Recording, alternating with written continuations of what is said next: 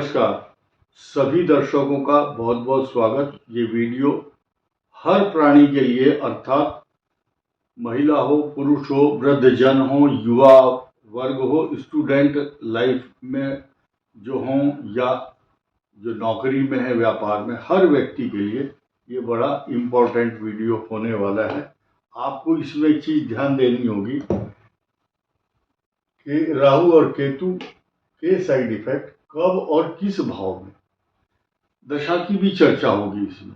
लेकिन एक चीज ध्यान देना होगा, आपको अपना दिमाग भी लगाना है इसमें, सारा दिमाग आपको ही लगाना है। मैं सिर्फ थोड़ा सा हिंट दूंगा आपको। राहु केतु किस किस भाव में अच्छा फल देते हैं या दोनों लिखे हुए हैं। हालांकि राहु और केतु कभी भी कुंडली में एक साथ नहीं होते, ये दोनों एक साथ इसलिए लिख दिए गए हैं ताकि राहु अगर यहाँ है तो भी यही फल होगा, केतु जहाँ है तो ये उसी प्रकार का फल देगा। राहु और केतु के फल देने में थोड़ा सा फर्क होता है। क्या? राहु मनुष्य को भ्रमित कर सकता है लेकिन केतु भ्रमित नहीं करता, ये याद रखना। लेकिन नुकसान की दृष्टि से केतु ज्यादा नुकसान करता है, संसार से विमुख कर देता है। अब आइए जानते हैं, केतु और राहु की यहां पर स्थिति बहुत खराब नहीं होती, बड़ी क्लियर है। राहु केतु सेल्फ मेड बनाते हैं लगन में, यहां आने के बाद धन दिलवाते हैं और उसकी वाणी को ऐसी प्रचुर मात्रा में शक्ति देते हैं कि जो वो मुंह से बोल देगा अगला बंदा कन्विंस हो जाता है उसकी बात से। तो इसकी बोलने की कला, ये टैलेंट है, ये उसकी कम्युनिकेशन स्किल बढ़ाता है। ऐसा व्यक्ति जो भी शब्द कहेगा उसकी जो वैल्यूएबल इंफॉर्मेशन है, सूचना तंत्र जो मुंह से निकलेगी, हर आदमी बड़े गौर से सुनता है उसकी बात को। ये एक महत्वपूर्ण स्थान है और किसी भी राशि में हो, नोट कर लेना। तीसरे भाव यहां बहुत ही अजीब व गरीब, बहुत सुंदर और बहुत अच्छे स्टार्टअप देता है जिंदगी भर। वो मतलब आदमी यहां जिसका राहु है आज तक किसी को किसी के सामने झुकते हुए नहीं देखा होगा, या बेइज्जती हो रही है, या अपमानित हो रहा है, कभी नहीं, नो नेवर। इसका पीछे कारण क्या है? ये बहुत बड़ा पराक्रम स्थान है। आप देखेंगे कि इसका सीधा 180 अंश पर भाग्य स्थान से टकराता है सीधा। भाग्य इसको हर समय देखता रहता है, 24 घंटे निगरानी में है भाग्य स्थान की, और यही भाग्य को बनाता है। इस हाउस में जा करके सूचना ये देता है या रिफ्लेक्ट करता है कि आप उठो और काम शुरू करो, आदमी बना देता है बहुत बड़ा। अब कुछ स्थान है संसार के अंदर जहां आदमी जाना नहीं चाहता।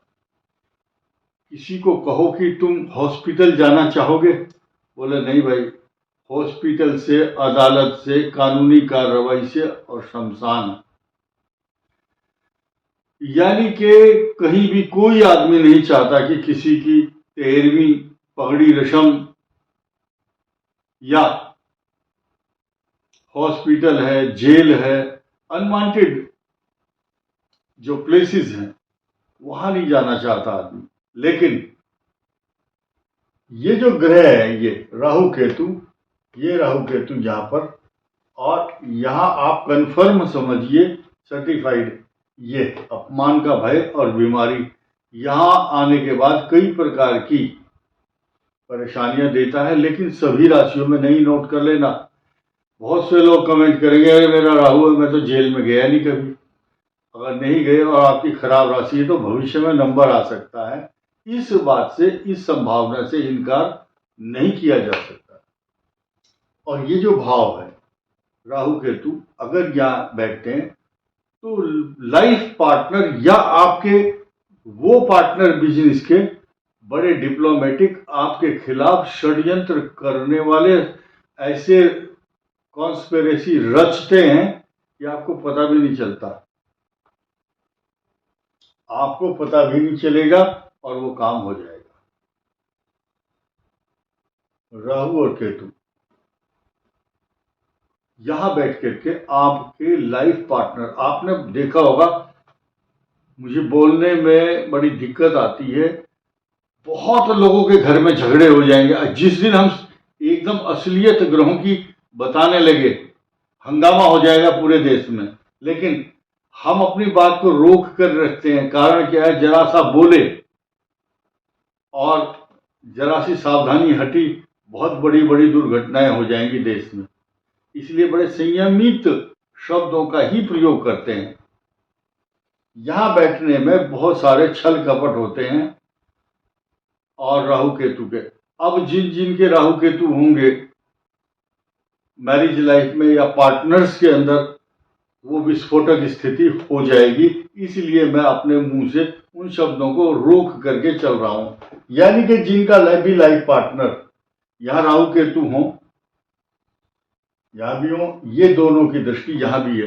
वैचारिक जो क्षमता है, जो सोचने की, way of talking, way of living, way of thinking, जो सोचने की क्षमता है वो ये है। इन दोनों में से कोई एक अगर यहां होगा तो दूसरा उसका सीरा, यानी कि केतु यहां है तो राहु यहां, राहु यहां है तो केतु यहां, या तो डिटैचमेंट करता है, डिस्ट्रक्शन, विनाश, अथवा लाइफ पार्टनर के जीवन को खतरा, या बहुत बड़े बड़े ट्यूमर या बीमारी, सिस्ट, उसका ऑपरेशन, पता नहीं क्या क्या करता है। तो इसलिए मैं ज्यादा शब्दों को नहीं कहना चाहूंगा, बहुत खराब है, बोलना ठीक नहीं है।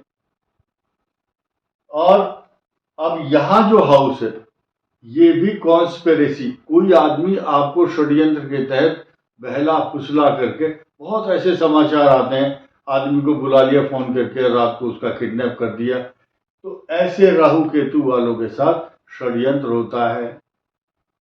ये भी षड्यंत्र वाला स्थान है। ये बीमारी, कष्ट, अचानक आने वाली आपदा का स्थान है। अब यहां पर आ जाइए, पंचम भाव, संतान से जुड़े हुए दुख, कष्ट, परेशानी, तनाव, चिंता। देखिए संतान के प्रति चिंता, बच्चे हो नहीं रहे, कई बार मिसकैरेज जैसी प्रॉब्लम आती है, बच्चा पढ़ नहीं पा रहा, कैरियर अच्छा नहीं है, एडमिशन लेना है इंजीनियरिंग में, नहीं हो पा रहा, स्ट्रीम बदलती है। चल रहा था इकोनॉमिक्स, फिजिक्स पढ़ने, बाद में इकोनॉमिक्स पढ़ रहा है। यहां पर पाप ग्रह होता है तो पढ़ाई में टर्न आ जाता है। क्या बंदे को साइंस की तरफ भेजना चाह रहे हैं तो बायो की तरफ चला जाएगा या फिर कॉमर्स में चला जाएगा। वकील, कई लड़के ऐसे होंगे जो डॉक्टर बनना चाहते हैं, बाद में वकील बन गए, कुछ बीटेक करना चाहते थे, उनको भगवान ने उठाकर आईएएस बना दिया, कलेक्टर।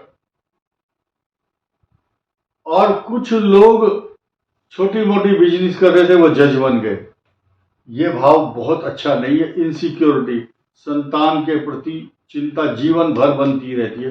होल लाइफ, लिख लेना कागज पर, पूरी लाइफ चिंता का सबब बनता है ये भाव राहु केतु। यहां हो चाहे यहां हो, बात एक ही है, दोनों एक ही सिक्के के दो पहलू हैं। अभी मैं महादशाओं की भी बात करूंगा, मेरे दिमाग में है, तो आप रुक जाना, भी ध्यान देना इस बात पर। इसके अलावा वो जो बच्चा होगा, जिंदगी भर जब तक जिएगा राहु केतु वाला, अपने माँ बाप से रिलेटेड समस्याओं को लेकर हमेशा संवेदनशील, इमोशनल बना रहेगा। क्लियर? ये मैंने भाव क्लियर कर दिए सब। ये 6 भाव हैं, 1 2 3 4 5 6 और 7। बचे खाली कितने? 5 हाउस हैं। इन 5 हाउस में अच्छे परिणाम मिलते हैं राहु केतु के कारण। बहुत से लोग ये ना समझ पाए कि मेरा राहु केतु तो यहां है, मैं तो बहुत दुखी हूं। तो राहु केतु को ब्लेम मत करो, इनके ऊपर ब्लेम करने से कोई फायदा नहीं। किसी और अन्य ग्रह के कारण आपके पास डायग्नोज सिम्टम्स सिस्टम नहीं है पता करने का, ना कोई थर्मामीटर है कौन सा ग्रह कष्ट दे रहा है। अब ध्यान दीजिए, जिनकी राहु की महादशा है, अक्सर आर्द्रा, स्वाति और शतभिषा की जो महादशा है वो जन्म के समय राहु की होती है, और अश्विनी, मघा और मूला की केतु की दशा होती है। इन 6 नक्षत्रों को तो याद कर लो, इनके का तो जन्म के समय कष्टकारक होना स्वाभाविक है। कोई ना कोई कष्ट जरूर होगा, लिख लेना। दोबारा रिपीट करता हूं, राहु के नक्षत्र हैं आर्द्रा, स्वाति और शतभिषा, और केतु के नक्षत्र हैं अश्विनी, मघा और मूला। लेकिन उन्हीं की लाइफ में जन्म के समय राहु की महादशा समाप्त हो जाती है। लेकिन और अन्य जो राशियां हैं, जब जब इन राहु की महादशा आएगी और वो राहु यहां पर होंगे तो बहुत बड़ा कष्ट ऐसा नहीं कि देंगे,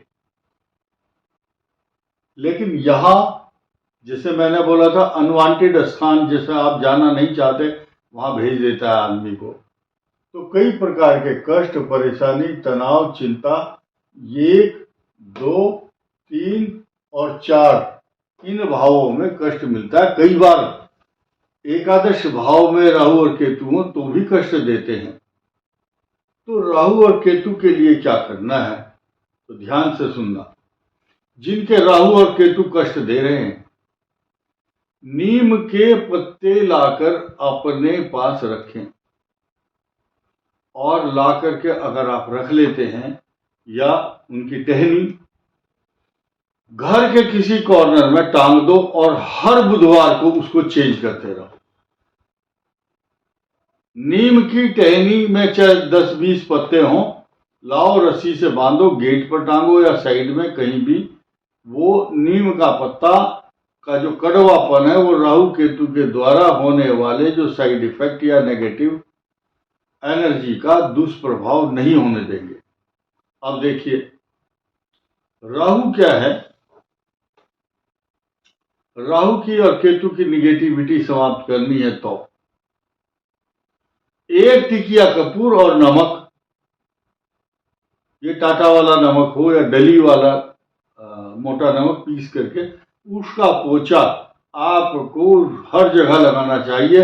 अगर कहीं नहीं लगा सकते तो रसोई, या क्योंकि रसोई जो है उस पर मंगल और राहु की हमेशा दृष्टि बनी रहती है, नोट कर लेना।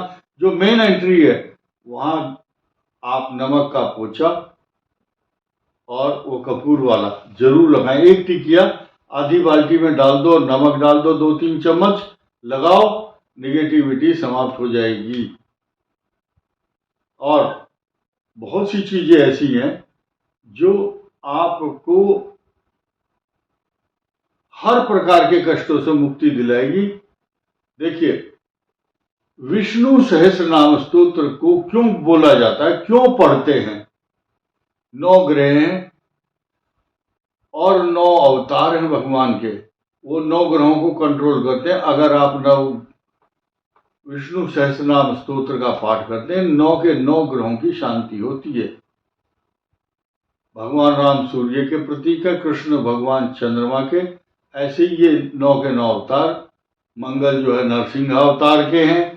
इस प्रकार ये 9 ग्रहों का मैं शॉर्टकट में बता रहा हूं, आपका समय ज्यादा नहीं लूंगा। तो विष्णु सहस्त्रनाम स्तोत्र एक बार पढ़ो, एक छोटा सा मंत्र भी आप राम रक्षा स्तोत्र का पढ़ेंगे तो लिखा है उसमें सहस्र नाम तत्तुल्यम, सहस्र नाम 1000 नाम, तत्तुल्यम किसके बराबर है? विष्णु भगवान के 1000 नाम के बराबर है। सहस्र नाम तत्तुल्यम राम नाम वरानने।